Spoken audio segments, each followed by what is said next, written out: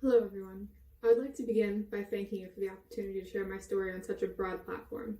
I'm aware that my story is just one of many, and all of us come into the American Cancer Society for different reasons, but we all have the same goal: finding a cure for cancer. So, a little bit about myself.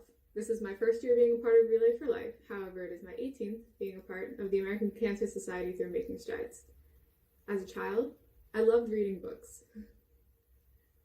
Some of those books were fictional and they would take me to faraway places. Other books were informational and told me about my body and how it worked. I always found those fascinating. I even had some blank books to confide in about boys and my own emotions. But by far the most valuable book that I've ever read was my mother's diary. She started it on the day that I was born, and she would write in it every day or every week or every month, updating me about my life, where we went, who visited me, and what a good girl I was, but never left out the struggles of being a new mother.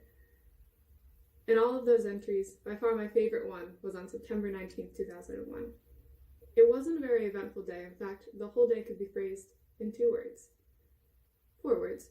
2 sentences. Uneventful. I love you. No little girl should have to read her mother saying I love you for the first time in 10 years. My mother lost her battle to breast cancer when I was 3.5 years old.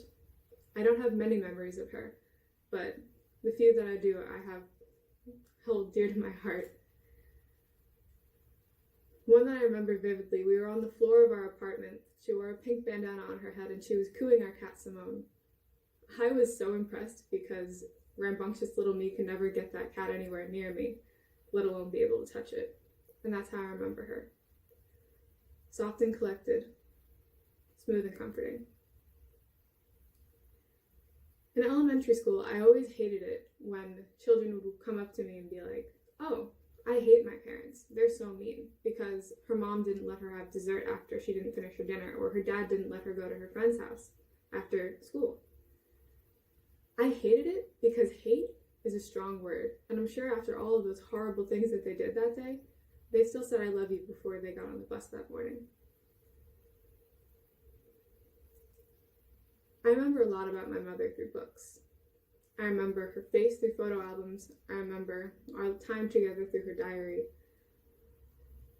But there isn't a book to tell you what your mother's voice sounds like. And that's why I relay. I relay so that little girls can wake up excited in the morning for her mother to doll her hair up, get her on the bus, and say I love you before she goes to school on picture day. I relay so that young women can watch their children grow up, walk down the aisle, and have children of their own. I relay so no one has to suffer in the same way that my mother did. And I relay so that young children like myself don't have to waste all of their birthday wishes, shooting stars, and wishing well coins, wishing their mother never got cancer. Thank you.